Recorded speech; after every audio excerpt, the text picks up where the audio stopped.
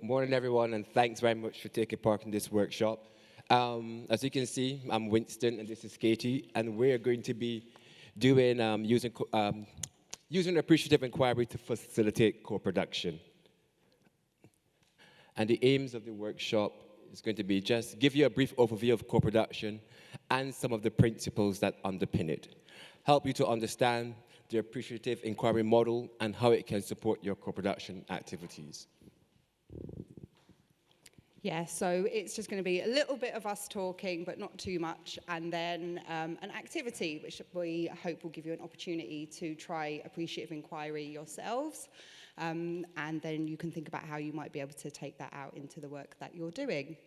So to start with, co-production, and what is it? So co-production is pretty simple in its essence, and it describes people from different backgrounds with different experiences, and usually both lived and learned experiences, working together on a shared project or goal.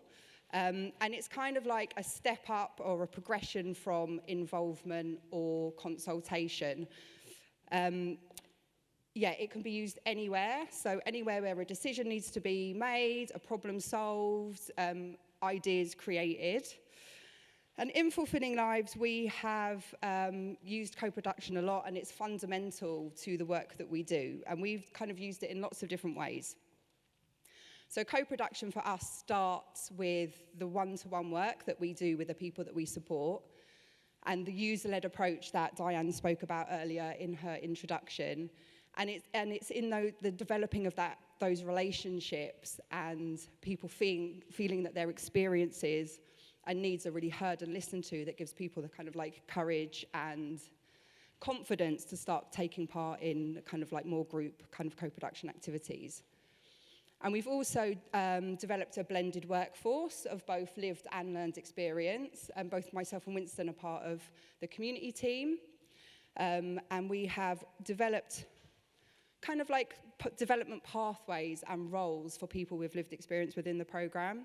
So Winston started off as a volunteer, and I was a link worker, and we've both actually progressed through the organisation and have had the amazing opportunity of like pulling people up behind us. So like people with lived experience from taking part in co-production activities to then volunteering to then stepping into paid employment and progressing through the organisation. And also co-producing by reaching out into our communities, talking to people experiencing multiple disadvantage, and making sure that their voices and experiences are central and at the heart of everything that we do. And one of the tools that we've used for our co-production activities is the appreciative inquiry model, which Winston is going to talk you through now. Thanks very much. Appreciative inquiry is just it's a collaborative strength-based model designed to create changes in services. And the definition there you can see, you can read the definition on the screen. Appreciative inquiry is a way to engage groups of people in self-determined change. It focuses on what is working rather than what is not working, and leads to people co-designing their futures. At Fulfilling Lives, we use the 4-step model, which can be shown here. And this can be done over a series of meetings or in one session, depending on the time and the length and funding and all these resources that one has. But it can be done also too when you're pressed for time. So the first bit of the inquiry is discovery. In the discovery phase, the initial phase where participants come together to discuss, explore, and appreciate strengths, providing a positive foundation for the group to build on. At this stage, storytelling as a common narrative is developed and group cohesion is established. Decisions about the vision and values that will be pursued are made. The second phase is the dream phase, where you're encouraged to think about the ideal system that you want to create without barriers. So you imagine if you have a magic wand, what would you like to see created in this system? The people you would like to see, the training you will like, as much as possible, be as creative as possible within this phase. The third bit is the third element of the appreciative inquiry is the design. This is where you take 1 and 2, and then it's about bringing together what is possible, the two phases, and the best of what exists along ideas from the imagined future. This goes on to inform the design. Shared ownership at this stage is important. And then the fourth stage is design or destiny. We try not to use design, delivery or destiny, because it sounds like the same old way of doing things when you have a delivery. But destiny speaks of a continual change and a continual improvement. And this phase is implementing the co-created ideas and making them a reality. The delivery of the plan, working together to create recommendations and timelines, allocating resources, and creating achievable goals. We have used this approach to structure co-production activities and focus on system change.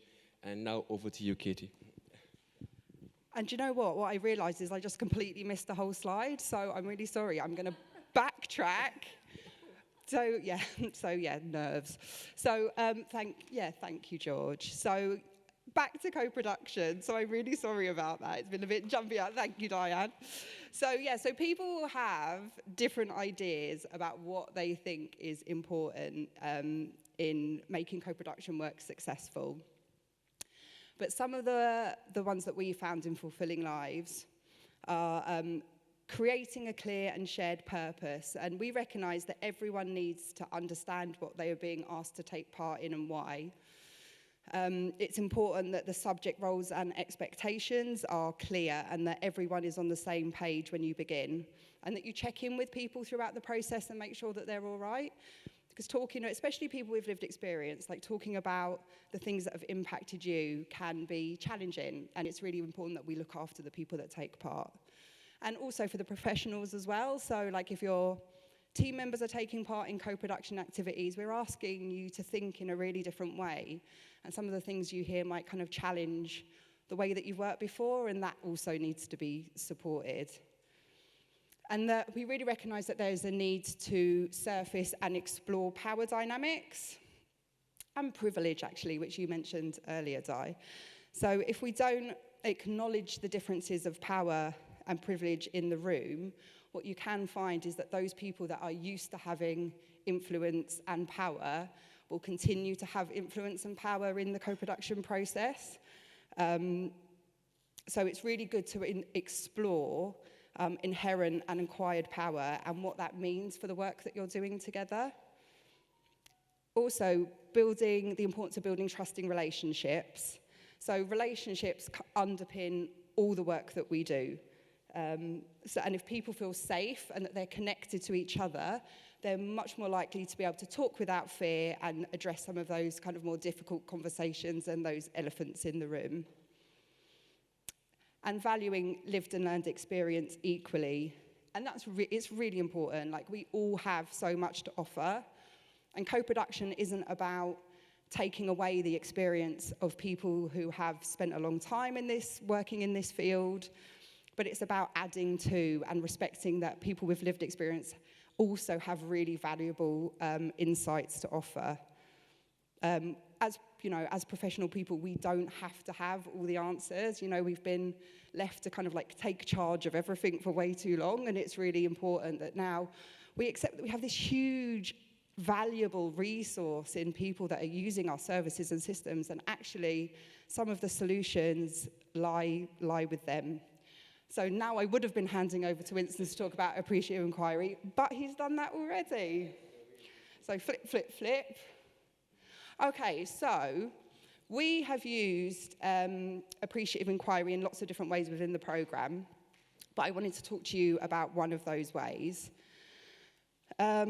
So we used it to facilitate a series of workshops that were used to create and design what a gender-informed drug and alcohol service could look like. We had loads of feedback from the people that we were supporting and from consultations within one of our boroughs, saying that with women telling us that there were lots of different barriers that they were facing to accessing and maintaining drug and alcohol support. And when we spoke to them, they could tell us all day long about what was difficult. They knew what the challenges were. They told us what they were experiencing. But when we tried to kind of like take that conversation a little bit further and ask them to tell us what it was that they actually wanted, they found that really, really difficult. And I think there's something about, your whole life feeling like it's full of adversity that makes it really, really hard to use your imagination for what can be good and positive. So we thought that using an appreciative inquiry model to help the group think about what the future could look like for them was perfect. So we held a series of 6 workshops that used the model that Winston described, and it was quite a small group, and it was made up of women who were using drug and alcohol services and their practitioners, and they worked together amazingly well. We spent a lot of time, we gave them an opportunity to talk about all the crap stuff that they had experienced, but then it really was taking the time to kind of think about, what had been good, and what often they described in the good was relationships. So they talked so much about having that one amazing key worker who had gone above and beyond. And then we built on that to think about actually, what do you want from a service? All the information about that is on our website. So we've got like a couple of reports that came out from those, and you can see like what the process was like and the recommendations that the group came up together. I think one of the mistakes that we made in that particular group was not having people with real decision-making power in that space. So the practitioners were amazing, the women were amazing, but what we didn't have is commissioners or the people that could actually really drive the change forward. So what we had was this amazing set of recommendations, a group that had amazing experience, but then it was like taking it to the commissioners and trying to push it forward was then a barrier. So if we had had those commissioners in the space, it would have been, it could have been incredible. But so that's that. So if you're interested in that, I can direct you to the website and you can read a little bit more about it. So this was some quotes actually from the people that took part. So I think that they had a really positive experience. And I think one of the things that felt really good about it was that the space was equal, like everyone was respected the same, everyone's contributions were important, there was no hierarchy, the facilitators, practitioners, women with lived experience.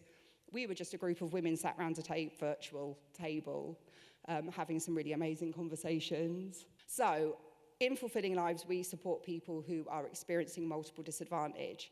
So we support people who have interconnecting needs of homelessness or risk of homelessness, mental ill health, substance use, and contact with the criminal justice system.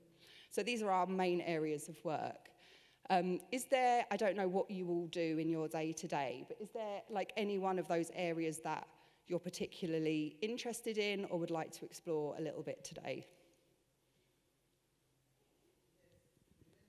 Mental health. Okay, lovely. So we'll talk about mental health today. Is that all right with everyone else? Perfect. So what we want to do, like one thing that's really important is not to kind of dismiss the negative experiences that people have had. So appreciative inquiry isn't pretending that everything's all right.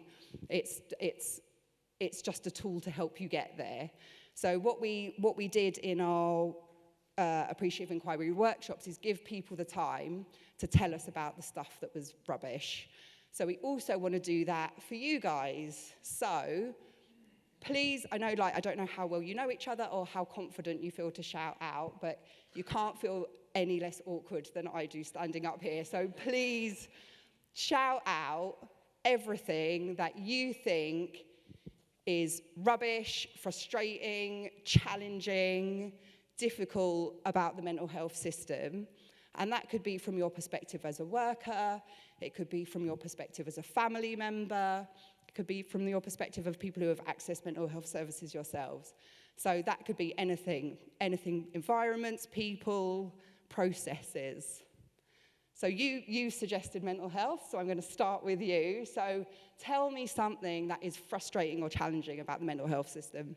Yeah, I was going to say, I think as a patient or a service user, using mental health services, is hearing things like, we've diagnosed you with, in my case, borderline personality disorder, but not only do we not have services to, basically you're too complex for us, and we haven't got anything to recommend, and we can't even really tell you about what that condition is. So we diagnosed you for whatever, you know, if that's helpful, but you're too complex or too something.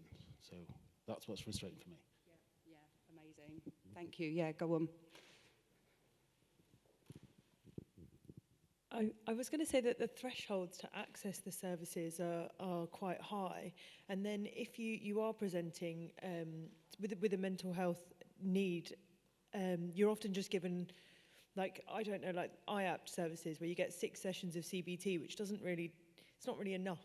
And then to access the threshold, like the amount of support that you do need, you kind of need to be like I think, like you mentioned, like past suicidal ideation, like you need to be on the brink, and that's not right. It's kind of like there's no preventative. It's only like once you're at the cliff edge, that's when people will step into support. Yeah, that was all. Sorry, so along those lines, I'm just thinking about, you know, what my experience in trying to support anyone presenting with mental health issues, especially acute mental health, because the tendency is to kind of back away and say, oh, we need an expert here. And we all know all the problems with getting that expert help and the delays and all the rest of it. So in terms of our own expectations and perceptions about the mental health system and what people need, I think it's something worth us all looking at and thinking about. So I don't know if some of you in the room might have heard of an agency called EASL, you know, Enabling Assessment Service London. They were tremendous, and I work in the shelter network. They've been tremendous in helping me appreciate and understand how to support people. So there's lots that we can all do, it seems to me, I've learned. Okay, the system is the way it is and it's frustrating and everything, but there's lots that we can do to support people, and we need to talk more about that and share that and say, what can we do in the meantime while we're waiting for these experts and everything? What kind of environment can create? What can we do together to support this person and encourage them? And, you know, it's, I think we need to be thinking about that. Yeah. Anyone else? Okay. We'll do, okay, 3 more, and then we're going to have to move on because we're going to run out of time. Go on, I'll pass you over. I feel like one of those people on like a chat show. Thank you. One of the things I was going to mention, it was also about the lack of funding and the value placed on specific approaches to therapeutic support. So someone mentioned IAPT, but it was thinking about supporting people, listening to what their needs are in terms of what will be helpful, because there are more integrative and pluralistic approaches that we can use, but they're undervalued when it comes to what's funded. So IAPT, etc., is the one-size-fits-all approach, which can provide, you know, like a holding sort of therapeutic support, but for more in-depth work, you know, to have other approaches and other methods, whether that can be within communities, because communities hold a hell of a lot of support, you know, and that's where people with lived-in experience can support each other, and there's enormous value in that, but there's a lack of funding. And equally with that, it's also looking at culturally appropriate, you know, services as well, and how people may be more willing to engage, you know, with people who represent them, whatever community, you know, they come from, but working together to provide that, really. Amazing. Thank you. Was there anyone else? Anyone? Okay. Thanks. I'll try and be quick. The one I was going to raise was sort of lack of information sharing and joined up options, because I've done some domestic homicide reviews, safeguarding adult reviews, stuff like that, and looking if people pass the threshold. And we, as adult social care, knew nothing about this person. And then when we looked into it, the hospital knew, the SLAM knew, the GP knew, and there were all these bits of information, but all the bits of the health service weren't talking to each other. They weren't talking to adult social care. So when they were referred to us for support, we were like, well, we've never heard of you before. It sounds serious. We'll try and help. We'll do an assessment, blah, blah, blah. But if we'd actually had all the rest of the information, we're not an emergency service, but we could have helped, or we could have done something. Very sadly, the person is now dead. So there's nothing you can do now. But actually, if we talk to one another, then you might be able to provide some support and some joined up support. Brilliant, thank you. And Andy, final one. I'll be brief. I think for me, it's back to when you were talking to the women about the substance use services, and what really came out really clearly was relationships at the centre, and I think that's what mental health services struggle to do. So because they obviously they apply a clinical approach to what is often sort of social issues, you get kind of what Robin was talking about, the diagnosis. It's based around that. It's a very clinical approach that's then based on an over-reliance on medication as a solution. I'm not saying there isn't a need for diagnosis sometimes, or pharmaceutical, medication can be part of someone's recovery, but it's an over-reliance on that, and that's why I think it fails people. And again, what I think Christy was talking about, that lack of access to talking therapies, or it's too short terms. I think, mental health services struggle with relationships and strength-based approaches, which can be more creative. So I was just going to say about the lack of funding and understanding of the importance of early intervention, like we're talking about meeting those thresholds. And I work for a suicide prevention charity. Often we hear time and time again, you might not be at that threshold when you're about to act and take your own life, but you might need that early intervention that eventually feeds into all of this, the lack of funding, the meeting thresholds.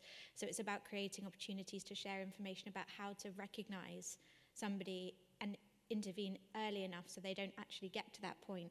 But time and time again we hear people saying, tried to reach out for help, and now I'm at this point where unfortunately I am meeting that threshold. So it's about that information sharing, I think.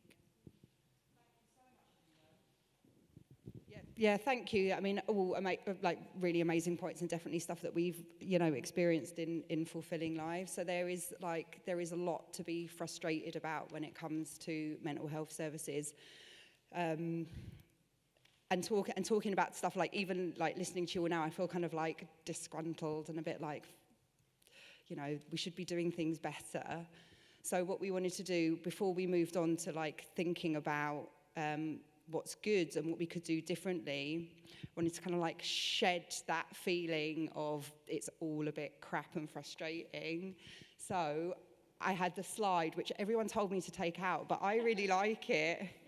And it's like one of the other groups, so if you're doing the Power of Language, they've got a whole Taylor Swift song, which I'm ruining their surprise for their Shake It Out slide, but I'm thinking actually it's quite good, and we did this in our workshops. It's like literally shake it out, if you feel comfortable to do so, or breathe in, breathe out, breathe in the positive, breathe out the negative, shake out the crap. Yes, some of it's really frustrating and awful, but in this room and in our communities, we have the power to do things differently.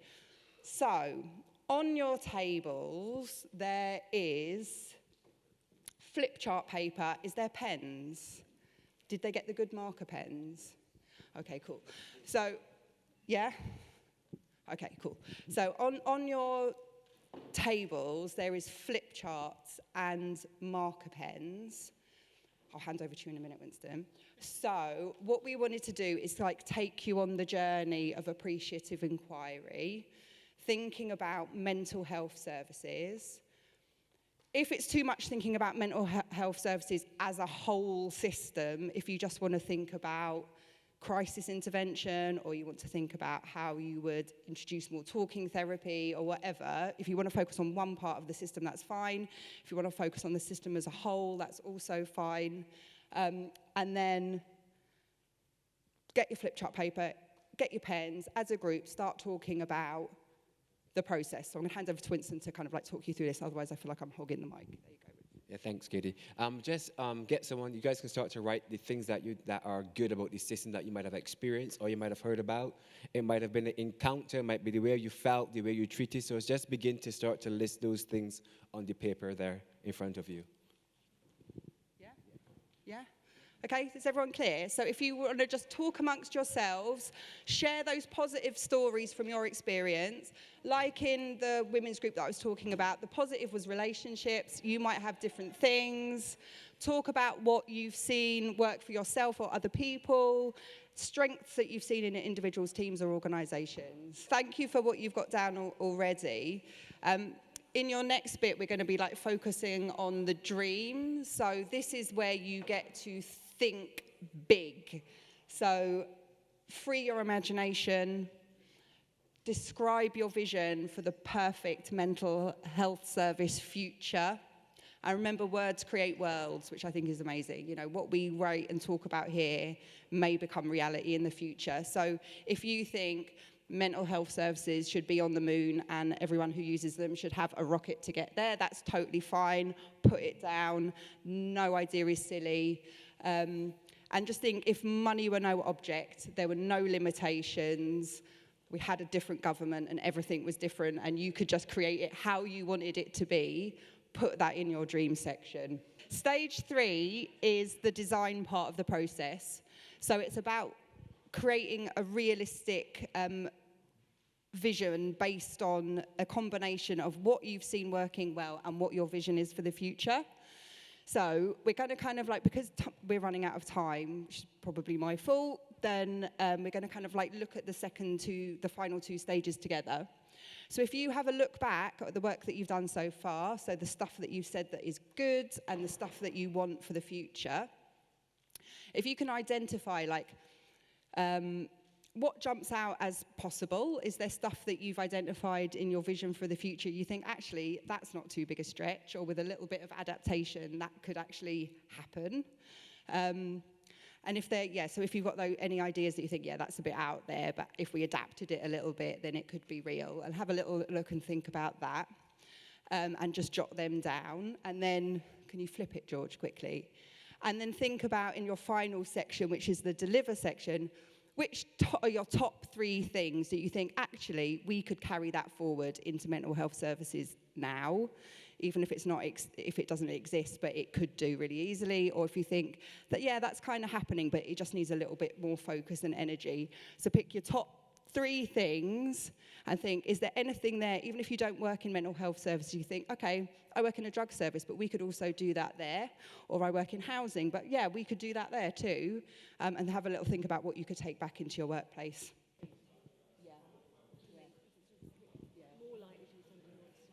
I hope that you've had like a little taster of what it can be like to be on the journey of appreciative inquiry.